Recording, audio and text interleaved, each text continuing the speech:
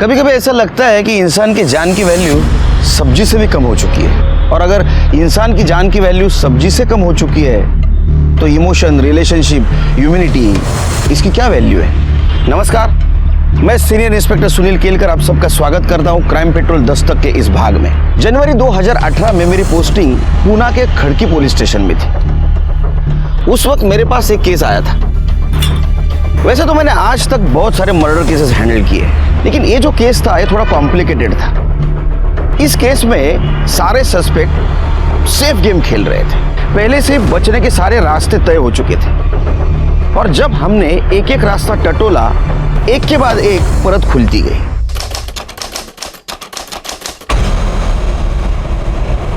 जय माता दी। जय माता दी। वही इंसान ईश्वर के निकट होता है जिसने अपने इंद्रियों पर, मोह माया पर नियंत्रण पा लिया है। जय माता दी। इच्छा पूर्णी माते की, इच्छा पूर्णी माते की, इच्छा पूर्णी माते की। कोल्ड ड्रिंक लाओ। माता जी प्रणाम।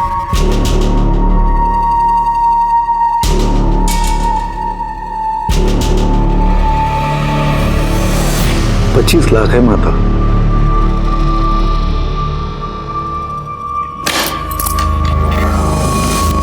तो क्या इच्छा है तेरी? सिर्फ रखना है या इन्वेस्ट भी करना है? इन्वेस्ट करने माता। इच्छा पूर्णी माँ की जय हो।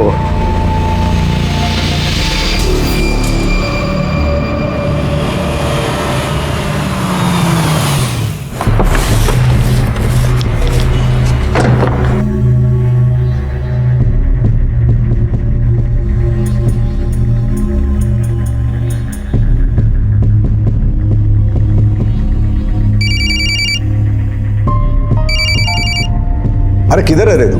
मेरे एड फिल्म का शूट पूरा होने के बाद मॉडल भेजने वाला है क्या? अभी तक एक भी एक्टर नहीं है लुक टेस्ट के लिए। I am sorry sir, I am really sorry sir. मैंने उसी के लिए फोन किया आपको। सर मैं एक ना मॉडल भेज रहा हूँ, आप सर उसका काम देखना सर। कमाल का काम किया, बहुत अच्छी मॉडल है सर, आप देखना उसे एक बार। वो पुराना माल मेरे को चिपका रहा है क्या? तेरे को बोला था ना मेरे को फ्रेश फेस चाहिए। सर फ्रेश फेस तो मिल जाएगा, परफॉर्मेंस का क्या? ठीक है चल भेज। या कम ऑन। हाँ नहीं अभी मॉडल्स शॉर्टलिस्ट नहीं हुई है, लेकिन आप ये वो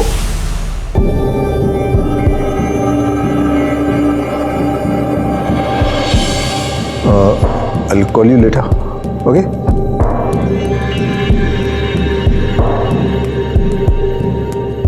Hi, I'm Renal. Nilesh. How are you?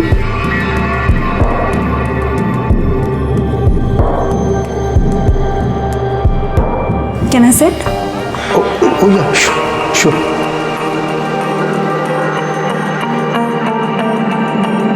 अरे वो राजेश ने बताया नहीं कि वो इतनी टैलेंटेड मॉडल को भेज रहा है। Thank you. If you don't mind, I want to see your figure because we are shooting for lingerie ad. Yeah, sure. Why not?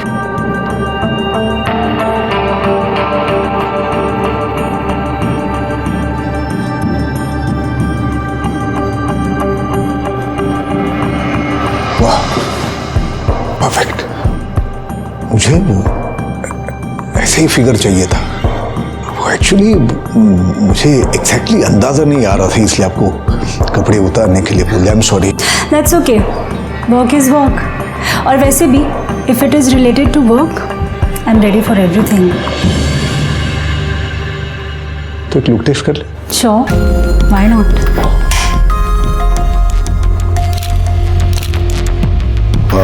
अब खड़ी हो जाओ। कुछ अलग तस्वीरें लेते हैं। ये थोड़ा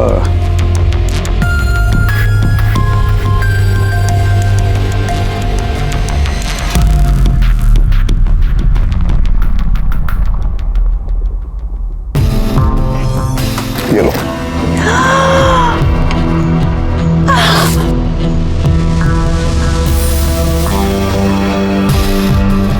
Wow, my God, that's my favorite perfume. तुम्हें क्या पसंद है, क्या पसंद नहीं है, सब पता है हमें।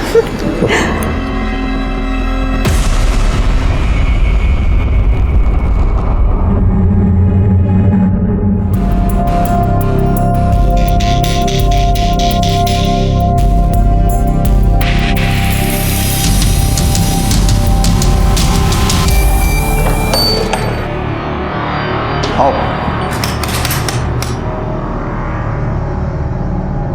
कैसा लगा? अच्छा है, पर तुम्हारा होता तो ज्यादा अच्छा होता। कम ऑन यार, अरे तू दोस्त का हो या मेरा हो क्या फर्क पड़ता है, हमें थोड़ी बसना है यहाँ पे, थोड़ी देर मजे करेंगे और निकल जाएंगे यहाँ से। गिफ्ट विफ्ट कुछ देते नहीं हो, बस एक ही चीज तुम्हारे दिमाग में रहती है, इस बार मुझे मेरा गिफ्ट चाहिए। अरे हाँ पता है ना, बहुत सारे गिफ्ट दूंगा, लेकिन मैं दूंगा ना, दूंगा। अरे ये ट्रिप गिफ्ट ही तो है, मान जाओ ना, मान जाओ ना।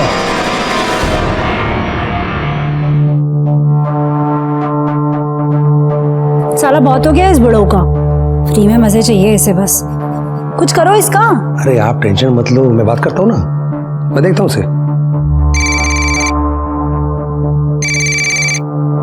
हेलो। अरे ये मृदल किधर है? सुबह से 50 फोन कर चुका हूँ मैं, एक का भी रिप्लाई नहीं है। अरे भाऊ, वो असल में क्या है कि वो मृणाल जो है ना 3 हफ्ते के लिए अब्रॉड गई है शूटिंग पे, और आप मेरे ख्याल से बिजी होगी तभी आपका फोन उठा नहीं पा रही। क्या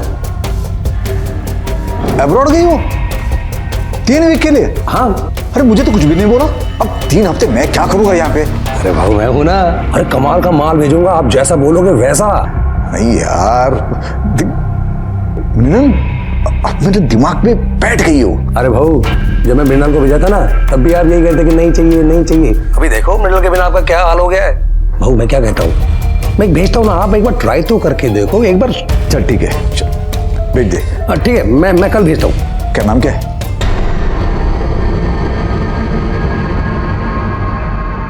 महक।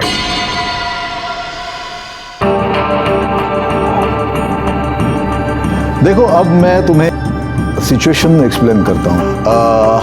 हम लोग एक मेंस परफ्यूम का ऐड बना रहे हैं, तो मैं सिचुएशन देता हूँ तुम्हें। तुम हीरोइन हो और मैं हीरो हूँ, ठीक है? मैंने वो परफ्यूम लगाया है और उस परफ्यूम की सुगंध से तुम मेरी तरफ अट्रैक्ट होती हो। Getting me? यस।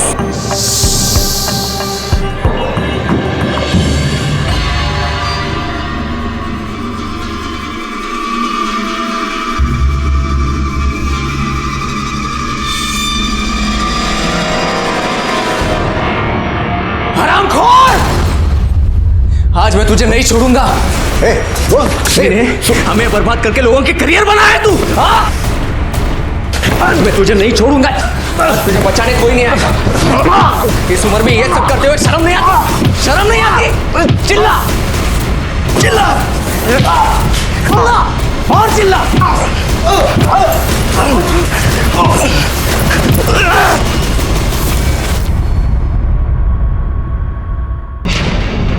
किसका झगड़ा हुआ आपके साथ? आप यहाँ कैसे? किसने बोला आपको? अरे हमें फोन आया कि आपका झगड़ा चल रहा है किसी के साथ।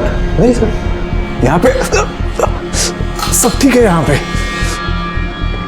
सब ठीक है, तो फिर ये इतनी सारी चोटें कैसे लग गई हमको? वो मैं ऑफिस आते वक्त स्टेयरकेस से गिर गया था ना, गिर गया था मैं, तो चोट लग गई। अब इसकी मैं आपके पास कंप्लेंट क्या करूं? वो कोई आपको गलत फोन कर दिया होगा, आपको गलत फोन कर दिया होगा। हाँ। सब ठीक है यहाँ पे? देखने से तो लग नहीं रहा कि सब ठीक है, फिर भी लगे कि कोई प्रॉब्लम है, किसी का झगड़ा हुआ है, तो आइएगा कंप्लेंट करने। हाँ आराम कीजिए, चलो।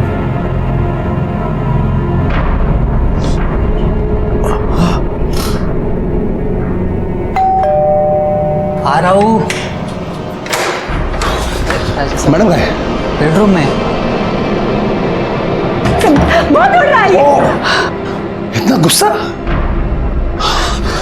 क्या हुआ है? ये देखो, देखो क्या भेज रहा है मुझे। मुझे तो पता भी नहीं चला उसने ये कब रिकॉर्ड किया है, नहीं तो मैं तब के तभी सब कुछ बराबर कर देती। अब क्या करूं मैं? एक तो बुढ़ा वीडियो भेज रहा है और साथ में मैसेज भी भेज रहा है कि मेरे लिए कुछ करो, नहीं तो मैं कुछ करूंगा। क्या करेगा वो? कुछ करो इसका, अभी के अभी कुछ करो, नहीं तो मैं कुछ कर दूंगी। टेंशन मत लो, मैं बात करूंगा। कुछ करो भी तुम। हाँ टेंशन मत लो, टेंशन मत लो। हमें बुड्ढा धमकी दे रहा है, इसकी तो मैं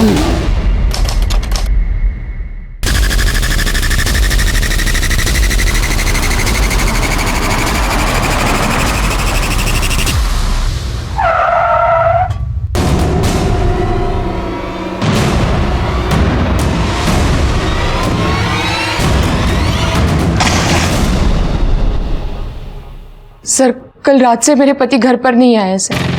आपने चेक किया? हो सकता है अपने दोस्त के साथ ही कहीं गए हो। नहीं सर, मैंने उनके सभी दोस्तों को फ़ोन किया, वो किसी के साथ भी नहीं है। मेरे पति एक एड एजेंसी चलाते हैं, रोज़ 9 बजे तक घर पे आ जाते थे सर। मगर कल जब वो 11 बजे तक घर पे नहीं आए तो फिर मैंने उनको फ़ोन किया, उनका फ़ोन भी स्विच ऑफ आया सर। अभी भी मैंने फ़ोन किया तो स्विच ऑफ ही आ रहा है सर। फिर मैंने ड्राइवर को फ़ोन किया तो ड्राइवर ने मुझे कहा कि वो गांव जा रहा है। मतलब कल दोपहर को मोहिते रोड पर गाड़ी लगा के इनको चाबी दे के वो छुट्टी लेके चला गया सर। मतलब आपके हस्बैंड गायब हो गए, उसी दिन से आपके ड्राइवर ने छुट्टी ली। आपके हस्बैंड का फोटो है आपके पास? हाँ हाँ है।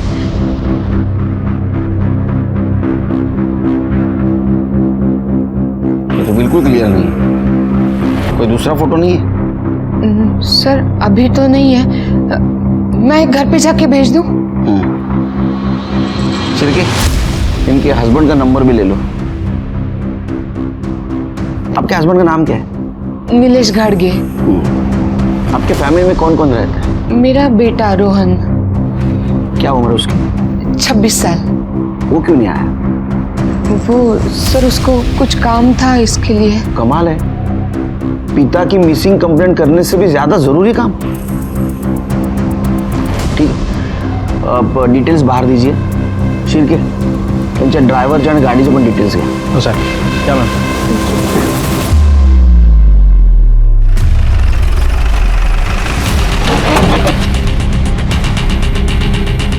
यही गाड़ी? सर गाड़ी तो यही है। एक काम करो, जरा आसपास पूछो, किसी ने गाड़ी को पार करते हुए देखा क्या? अरे भाई ये गाड़ी किसने लगाई कुछ पता है?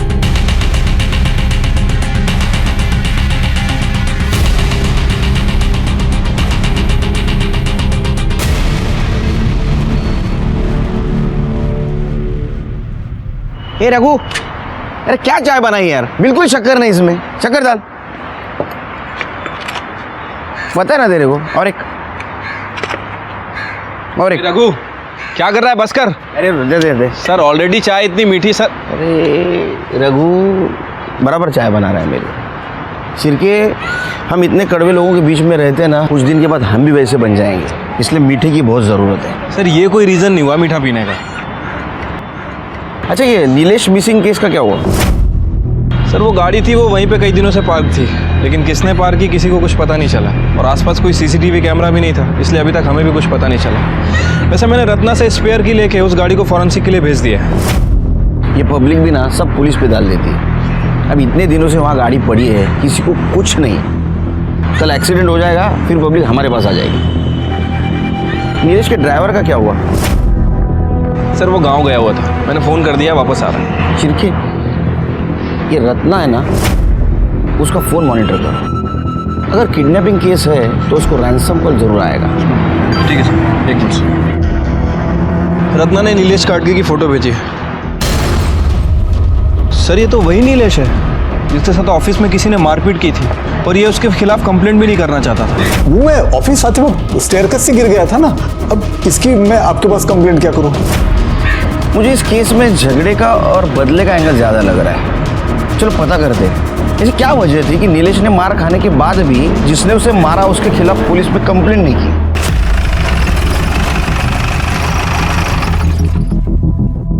तुम्हारे साहब के साथ उस दिन इतनी मारापीटी हुई, फिर भी उन्होंने पुलिस में कंप्लेंट नहीं की, क्यों? साहब ऐसा कौन सा बाप है जो अपने बेटे को जेल भेजेगा? वो तो हमसे गलती हो गई साहब कि बिना सोचे समझे आपको फ़ोन कर दिया, जिसके लिए साहब ने हमको बहुत डांटा भी था।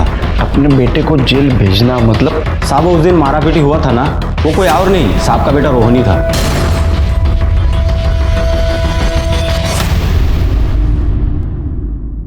हाँ सर, मारपीट तो की थी क्योंकि बाबा ने हमें कहीं का नहीं छोड़ा था।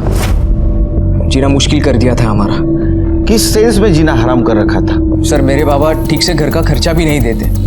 जब देखो तब कहते हैं कि जेब खाली है। घटिया से घटिया एड फिल्म बनाते हैं और सारा पैसा उन लड़कियों पर उड़ाते हैं। मेरी आई को भी बहुत परेशान किया है सर उन्होंने, बहुत रुलाया है उसको। सर मैंने आज तक बर्दाश्त किया, लेकिन अब बात बर्दाश्त के ऊपर चली गई है। सर मैंने खुद अपनी आंखों से उन्हें देखा है, लड़कियों के साथ घूमते हुए, उनको गिफ्ट बांटते हुए।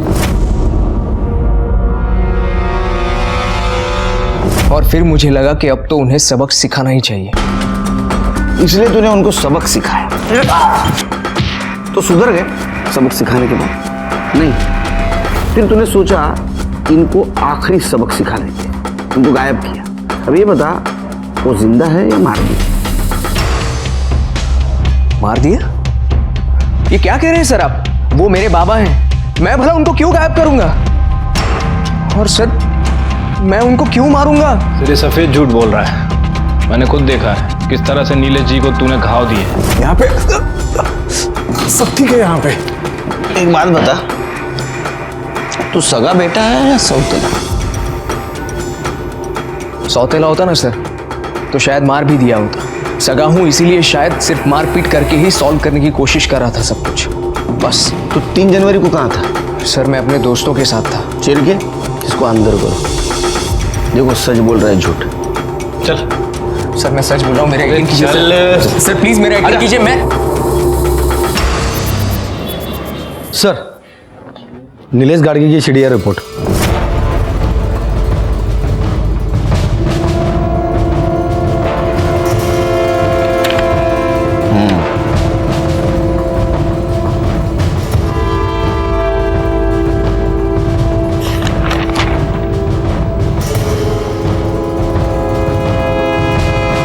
चिरके ये वो 3 नंबर है जिसमें 3 हफ्तों से लगातार नीलेश टच में था।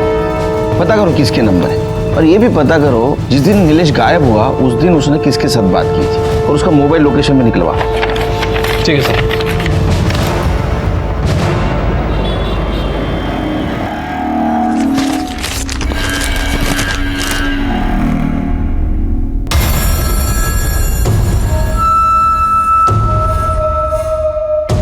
राजेश, राजेश क्या हुआ?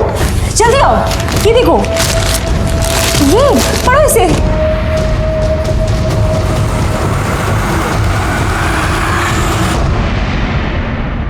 हे बघ, मी आधीच टेंशन मध्ये। अब वो टेंशन में एक चाय एक्स्ट्रा पी ली तो क्या हुआ, और वो भी बिना शक्कर की पी। यार कितना शक करोगी मुझ पे? नहीं चलो बाद में फोन करता हूँ। नहीं बाद में करता हूँ। हाँ मैं भी चल रहा हूँ। सर ये नीलेश के मोबाइल लोकेशन रिकॉर्ड्स, इनके हिसाब से उसकी लोकेशन 3 जनवरी को शाम को 4 बजे ओल्ड ब्रिज की थी। उसकी गाड़ी मोहिती मार्केट में मिली शिरकी, और उसका लास्ट मोबाइल लोकेशन दिखा रहा है ओल्ड ब्रिज। इसका मतलब ऐसा हो सकता है शिरकी कि वो दूसरी गाड़ी से वहाँ गया, लेकिन कोई भी गाड़ी से गया होगा तो टोल नाका क्रॉस करके गया होगा। शिरकी टोल नाके का सीसीटीवी फुटेज मंगाओ। ठीक है सर। वैसे सर वो मैंने नीलेश के ऑफिस में पूछताछ की थी, वहाँ पता चला है कि नीलेश का किसी आदमी के साथ झगड़ा हुआ था। उसने नीलेश को काफ़ी धमकाया भी था, और नीलेश के ड्राइवर सैजू ने नीलेश को बचाया था। सर जिसने धमकी दी थी उसका नाम है धीरज साठम, पेशे से ऑर्गेनाइजर है, इवेंट ऑर्गेनाइजर। पुलिस स्टेशन बुला। ठीक है सर नीलेश गाड़ी का ड्राइवर सैजू आया है। इंस्पेक्टर साहब, मैं अपने साहब को गायब नहीं किया। अगर करता तो आपके बुलाने पे खुद यहाँ चल के नहीं आता। तू नहीं आता तो तेरे को लेके आते, समझे? 3 जनवरी को तू नीलेश के साथ था? हाँ साहब, सुबह 11 बजे उनको लेके ऑफिस में गया, फिर वहाँ से 1 बजे एक मीटिंग के लिए गए। वहाँ से वापस आते वक्त 2 बजे साहब को किसी का फ़ोन आया, तो उन्होंने वहीं पे बुला लिया मीटिंग को। किसका फ़ोन था? मालूम नहीं साहब, लेकिन साहब मेरे को बोले कि वो मोहिती लेन में मार्केट के पास गाड़ी पार्क कर दूँ और चाबी उनको आके दे दूँ, और फिर मैं गाँव चले जाऊँ। वो गाँव जाने का छुट्टी बोला था उनको। उसके बाद में नीलेश से मिला तू? हाँ मतलब मिला नहीं, देखा था साहब मैंने उनको। वो मैं आगे रिक्शा के लिए रुका था तो साहब मुस्कुराते हुए किसी के गाड़ी में बैठे और आगे निकल गए। उन्हें देखोगे तो पहचानोगे? पक्का नहीं बोल सकता साहब, ये कांच पे वो सनशेड लगाया था, सिर्फ साहब को देखा, बाकी लोग को देख नहीं पाया। गाड़ी निकल चुकी थी। 6 महीने से इधर तेरे पीछे भाग रहा हूँ। हाँ, मेरे 2.5 करोड़ रुपए मुझे दे, वरना है ना तेरे पहुंच से भी ऊपर पहुंचा दूंगा, समझा ना? इसको छोड़ दे। चले चल, लिख 15 दिन की मोहलत देता हूँ तुझे, वरना समझ ले मैं क्या कर सकता हूँ। चल निकल चल। लेकिन साहब शांत स्वभाव के आदमी है, वो फिर भी उससे प्यार से ही बात कर रहे थे। धीरज के अलावा और किसी के साथ झगड़ा था? झगड़ा तो नहीं साहब, लेकिन एक के साथ मतलब उनका मचमच चल रहा था। किसके साथ? वो इच्छा पूर्णिमा के साथ। क्या झगड़ा था? शायद पैसों को लेके कुछ था साहब। 2 जनवरी को रात 9 बजे साहब आश्रम में थे। मैं बाहर उनका इंतजार कर रहा था, इतने में अंदर से झगड़े की आवाज आई। देख, मेरे सारे पैसे मुझे वापस चाहिए, और अगर मेरे साथ शांति करने की कोशिश की ना तो सारी दुनिया को बता दूंगा कैसी इच्छा पूर्णिमा है तू, और तेरे सारे काले धंधे में सारे लोगों के साथ। अपने औकात में रह, समझा? पता है ना किसके साथ बात कर रहा है तू? मेरी पहुंच ऊपर तक है, सिर्फ 2 मिनट लगेंगे तुझे खत्म करने के लिए। सुन, इसे यहाँ से बाहर फेंक दे, और दोबारा आश्रम के आसपास भी दिखा ना तो हाथ पैर तोड़ देना इसके। ले जाओ इसे। ये ठीक नहीं किया तूने, मैं देख लूंगा, मैं सबको देख लूंगा। ठीक है, तुम जा सकते हो, जब तक केस चल रहा है शहर से बाहर नहीं जाने का। हाँ साहब। शिरके, ये नीलेश की गाड़ी हमें मोहिते मार्केट में मिली। उसके मोबाइल का लास्ट लोकेशन ओल्ड ब्रिज था, और ये सेजू के कहने के मुताबिक व्हाइट कलर की है साहब। एक काम करो, मोहिते मार्केट से लेके ओल्ड ब्रिज तक का सारा सीसीटीवी फुटेज निकालो, देखो उसमें गाड़ी मिलती है क्या। ठीक है सर। उससे पहले मेरी एक इच्छा हो रही है, इच्छा पूर्णिमा से मिलने की।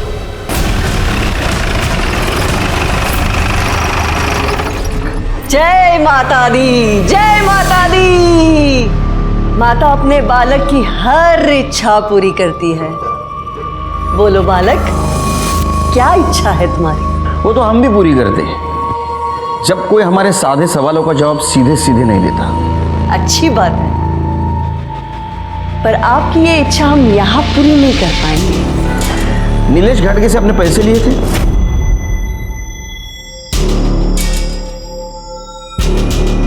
पैसे नहीं, दान दिए थे उसने इस आश्रम के लिए। दान दिया था तो फिर वापस क्यों मांग रहा था? ये हम नहीं जानते, लेकिन एक बात हम जानते हैं, जब उसने हमसे अभद्र भाषा में बात की थी तब हमने उसे उठवाकर बाहर फेंकवा दिया था। तो फिर 3 जनवरी को जब वो गायब हुआ, आपने फोन क्यों किया उसको? हम तो माँ है ना सबके, और माँ अपने बच्चों से ज्यादा रूठ कर नहीं रह सकती। माँ का दिल तो मोम का होता है, इसीलिए हमने सोचा हमारा बालक कहीं कष्ट में तो नहीं है, शायद उसे दान के पैसे की जरूरत होगी, इसीलिए हमने सोचा हम दे देते हैं उसे दान।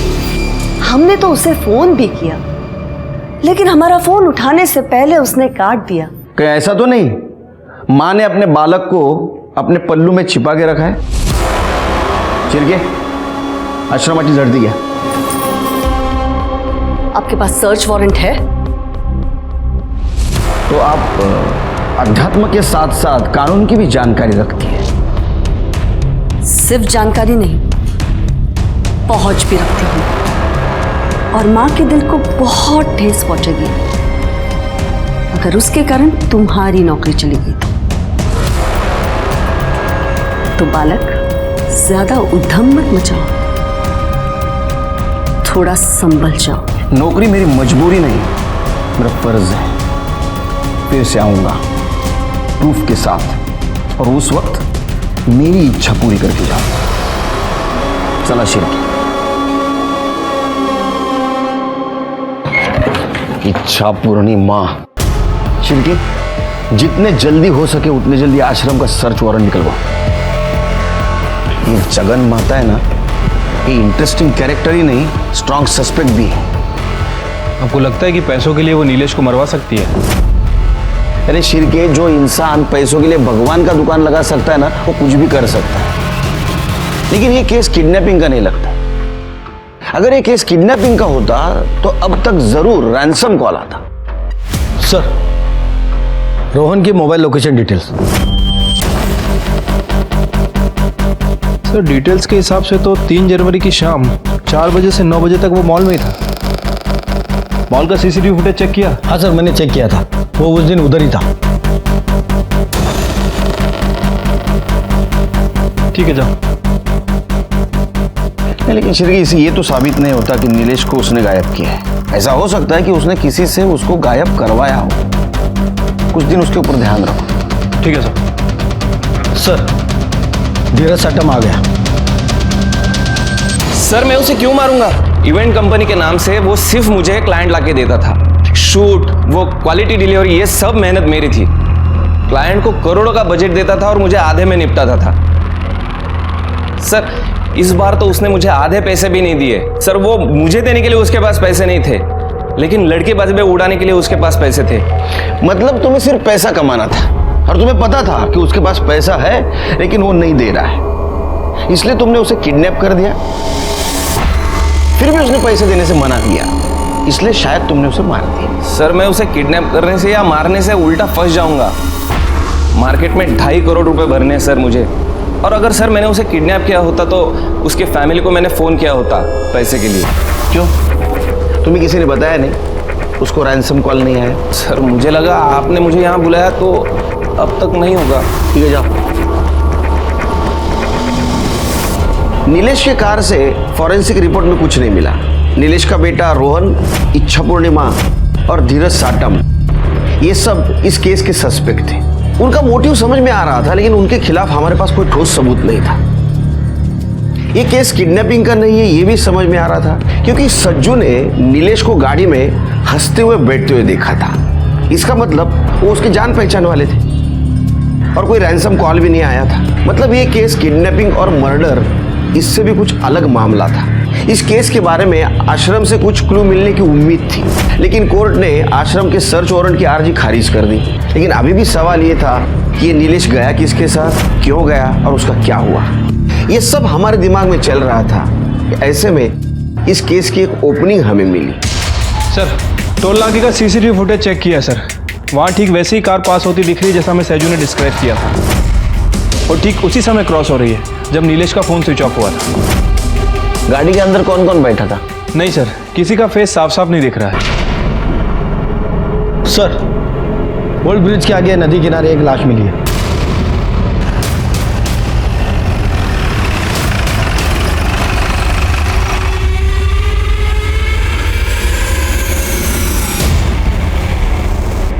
बॉडी कई दिनों से पानी में थी सर, इसीलिए पूरी तरह से डिकम्पोज हो चुकी है और मछलियों ने काफ़ी ज़्यादा हिस्सा खा भी लिया है।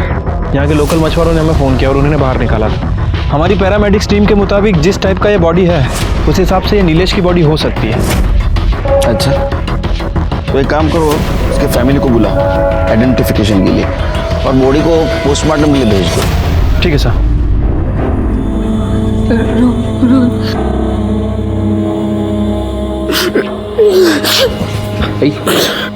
आई शांत हो। ये कुछ सामान मिला है।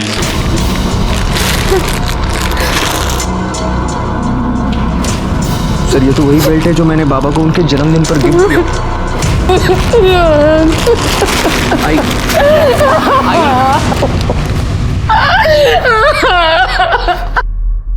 शिरके, ये बेल्ट और चेन के पहचान से ये नहीं साबित होता कि ये बॉडी नीलेश की है। ये बॉडी का और रोहन का डीएनए मैच करा। ठीक है सर।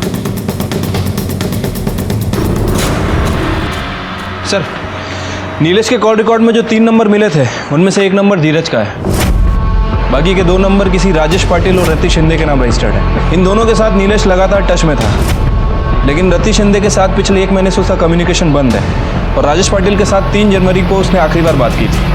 दोनों को पुलिस स्टेशन बुला। सर मैंने दोनों का फ़ोन ट्राई किया, लेकिन दोनों का ही फ़ोन बंद है 3 जनवरी के बाद। कितने तारीख से? 3 तारीख से। 3 जनवरी? Yes sir. मतलब जिस दिन नीलेश गायब हुआ। हाँ सर। एक और इंटरेस्टिंग बात, नीलेश का फ़ोन बंद होने से पहले उसके फ़ोन पर किसी यास्मीन का कॉल आया था। ये यास्मीन यही नया नगर में ब्यूटी पार्लर चलाती है। और ये राजेश पाटिल और रति? सर ये राजेश सतारा का रहने वाला है और रति संगमवाड़ी में रहती है। तुम एक काम करो शिरके, तुम यास्मीन के पार्लर जाओ, मैं रति से जाके मिलता हूँ। तुम्हारी रति मैडम है क्या घर में? रति मैडम? जी आप मृणाल मैडम की बात कर रहे हैं? मृणाल? जी रति मैडम ही मृणाल मैडम है। उन्होंने वो मॉडलिंग के चक्कर में अपना नाम मृणाल कर दिया है कि घर में? जी अभी तो वो घर में नहीं है, 5 दिन पहले ही निकल चुके हैं यहाँ से। बोल के गई थी कि किसी शूटिंग पे जा रही हूँ। अकेली गई है? नहीं साहब, वो राजेश पाटिल साहब भी थे ना साथ में। राजेश पाटिल? वो भी मॉडलिंग करते? नहीं साहब, वो तो पिछले कुछ दिनों से यही रहते मैडम के साथ। रिलेटिव है? नहीं साहब, दरअसल बात यह है कि वो कुछ अलग टाइप के फ्रेंड है। राजेश साहब का अपना भी काम धाम चलता है, वो नेता वेता लोग के साथ भी, और मैडम का पूरा काम वही देखते हैं।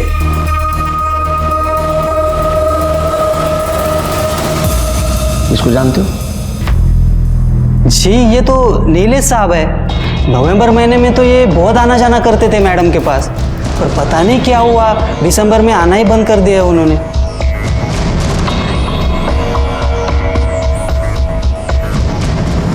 तुम्हारा नंबर दे दो इनको। मेरा नंबर?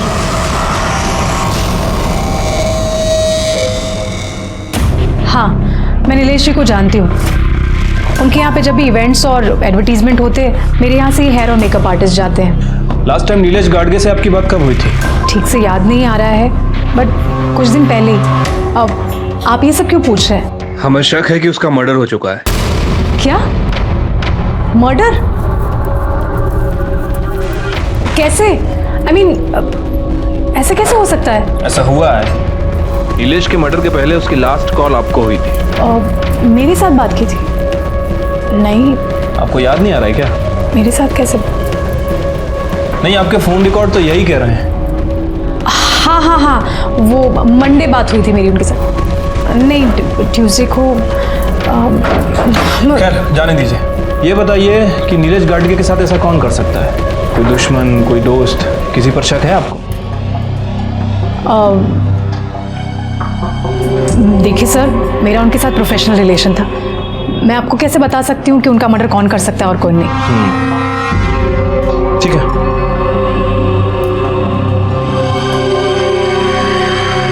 अच्छा, यास्मीन ने कुछ बताया?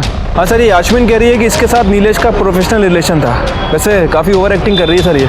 अच्छा, ध्यान रखो उस पर। ठीक है सर। रोहन के डीएनए टेस्ट से पता चला कि वो बॉडी नीलेश की ही थी, और पीएम रिपोर्ट से ये पता चला कि नीलेश का मर्डर गला दबाने से हुआ है, और वो भी 3 जनवरी को शाम 4 से 6 बजे के बीच में। यानी ऐसा हो सकता है कि उसको ओल्ड ब्रिज पे मारा गया, बाद में पानी में फेंका और बॉडी बहते बहते दूर चली गई। लेकिन सवाल ये अभी भी था कि क्यों और किस लिए। ऐसे में हमें और एक इन्फॉर्मेशन मिली कि राजेश के क्रेडिट कार्ड से गोवा के लिए 2 फ्लाइट की टिकट बुक की गई है, राजेश पाटिल और रति शिंदे के नाम से। हमने तुरंत गोवा पुलिस को इन्फॉर्म कर दिया और उन्हें कहा कि जैसे ये दिखाई दे हमें इन्फॉर्म कर दे। अरे यार, मुझे किसी को अर्जेंट कॉल करना है। इतने दिनों से यहाँ गोवा में ही पड़े हुए। दो, मुझे ऑन करने दो। मैडम, आपका ये अर्जेंट कॉल हमें फंसा देगा। मैं आपके हाथ जोड़ता हूँ, 2-4 दिन शांत रहिए। मैडम, आपके लिए मैं कितना कुछ कर रहा हूँ और आप ब्लडी हेल। सर, ये राजेश पाटिल का कॉल रिकॉर्ड्स है। इनके हिसाब से उसने आखिरी बार बात किसी चंदू मोरे से की थी। ये चंदू मोरे एक्स मिलिट्री मैन है सर, और 3 जनवरी को इन दोनों के बीच 1-2 नहीं बल्कि 15 से 20 कॉल एक्सचेंज हुई थी। फिर ये लगता है केस सॉल्व हो रहा है। ये काम करो, ये चंदू कहाँ मिलेगा देखो, और 3 जनवरी को उसका मोबाइल लोकेशन निकलवाओ। ठीक है सर।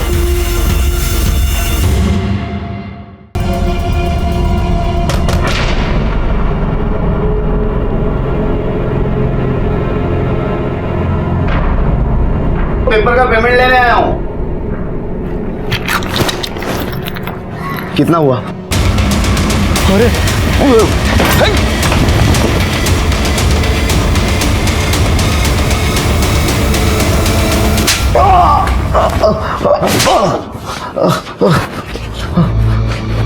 अरे चंदू, कैसा है तू?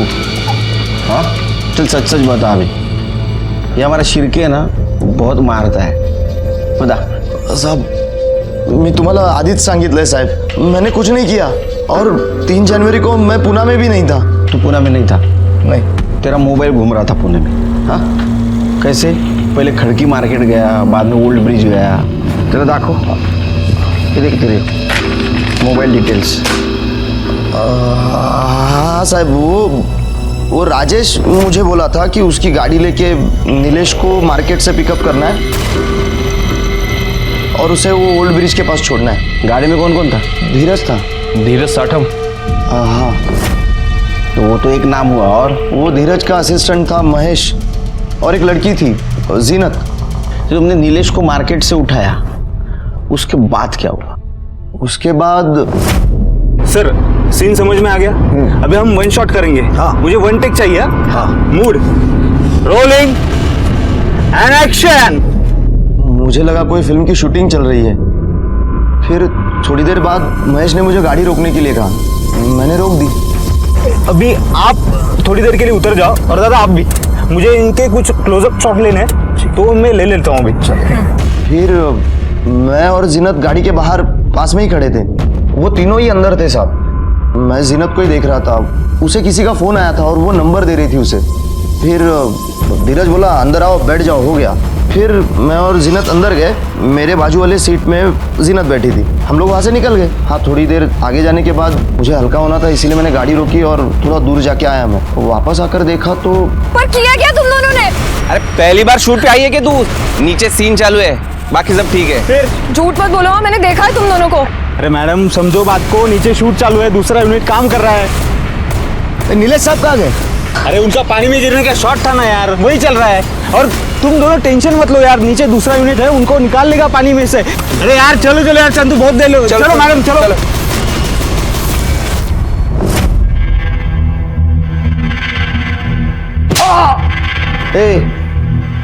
वो धीरज की और नीलेश की दुश्मनी थी।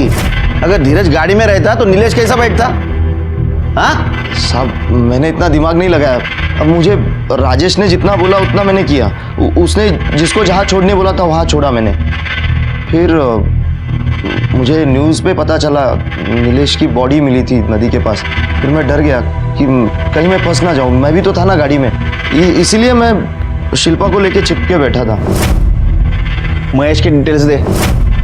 जी, मेरे पास उनके बारे में कोई जानकारी नहीं है। हम तभी मिले थे ना कुछ देर के लिए। फिर उनको रोड पे छोड़ा और उसके बाद हम चले गए।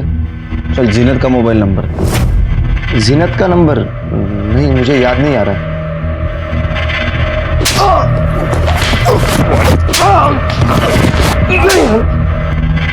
आया क्या कुछ याद? सांग। सर, नीलेश सर के साथ उस दिन मैं भी थी गाड़ी में। मुझे कहा गया था कि ऑडिशन चल रहे हैं यहाँ पे। तुम्हारे और नीलेश के अलावा गाड़ी में और कोई नहीं था? सर, 2 लोग और थे। एक चंदू नाम का ड्राइवर था और उसी की साथ वाली सीट पे एक महेश नाम का लड़का था जो डायरेक्ट भी कर रहा था और शूट भी। आर यू श्योर कि गाड़ी में सिर्फ 4 ही लोग थे? Yes sir. सर, एक्चुअली एक आदमी और आया था जब गाड़ी ओल्ड ब्रिज के पास रुकी थी। मुझे कहा था कि सर का क्लोजअप लेना है, इसलिए तुम्हें गाड़ी से उतरना पड़ेगा। और फिर मैं गाड़ी से बाहर आ गई। एक्चुअली नीलेश का क्लोजअप लेने के बाद मुझे गाड़ी में आगे वाली सीट पे बिठा दिया गया था और मैंने अपना हेडफोन लगाया था। फिर थोड़ी देर के बाद जब मैंने पीछे देखा तो महेश ने मुझे कहा कि नीलेश जी सो रहे हैं। तो फिर मैंने अपना गाना सुनना फिर से शुरू कर दिया और थोड़ी देर के बाद गाड़ी फिर से रुकी। सर, मुझे लगा कि ड्राइवर और बाकी लोग ऐसे ही रेस्ट करने के लिए निकले हैं, बट जब मैंने पीछे देखा तो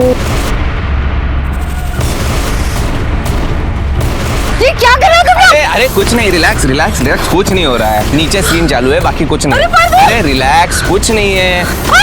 शूटिंग है, शूटिंग है।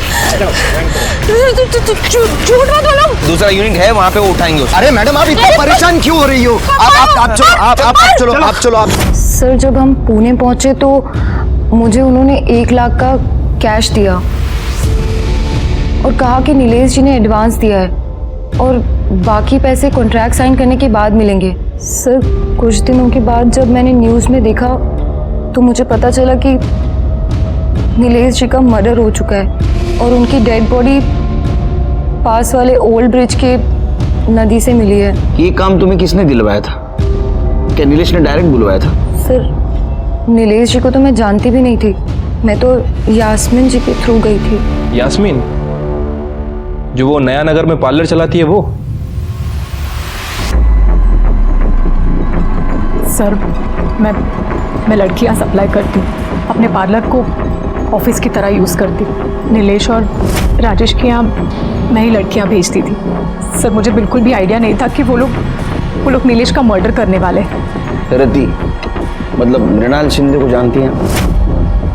यस सर, वो भी मॉडलिंग के नाम पर एस्कॉर्ट का धंधा करती है। ठीक है, क्यों जाने। चलो सर, ये चंदू के कॉल रिकॉर्ड्स। सर, नीलेश के गायब होने के बाद चंदू एक नंबर पे बात कर रहा था। जब उस नंबर के बारे में डिटेल्स निकाली तो पता चला वो नंबर गोवा में है। लेकिन सर, हैरानी की बात यह है कि वो नंबर मृणाल के नौकर का था और नौकर इस वक्त पुणे में है। चंदू एक ही नंबर से बात कर रहा था। तो एक काम करो, वो नंबर ट्रैक करो, देखो कि इसके पास है, उसको उठा के लाओ। जिसके बारे में मैं सोच रहा हूँ उसके पास ही ये नंबर हो सकता है। सर, राजेश ने मुझे बताया था कि नीलेश को ब्लैकमेल करने के लिए ऑडिशन के बहाने एक वो वीडियो बना रहा है। मैंने सोचा उसी बहाने मैं अपने पैसे निकाल लूँ। जब वो शूट खत्म हुआ तो मैं खुद वहाँ जाकर, ये तो गेलो साहब नहीं, चंदू और मैं पीछे की सीट पर बैठे थे। मैं उसे ब्लैकमेल कर रहा था कि मेरे पैसे दे देने तो मैं वो वीडियो वायरल कर दूंगा। वो चीखने चिल्लाने लग गया और चंदू ने उसको मुंह पकड़ा। सर, मर गया वो। मैं 17 साल से नौकरी करता हूँ। तो किससे बात कर रहा है समझ में आ रहा है? मुंह बंद करने से किसी की मौत नहीं होती, दम घुटने से होती है। इसका मतलब नीलेश मरा नहीं, मारा गया। और ऐसा कैसे रे? तू सही जगह सही टाइम पे पहुंचा। तू क्या अंतर्यामी है? धीरज बाबा? हाँ सर,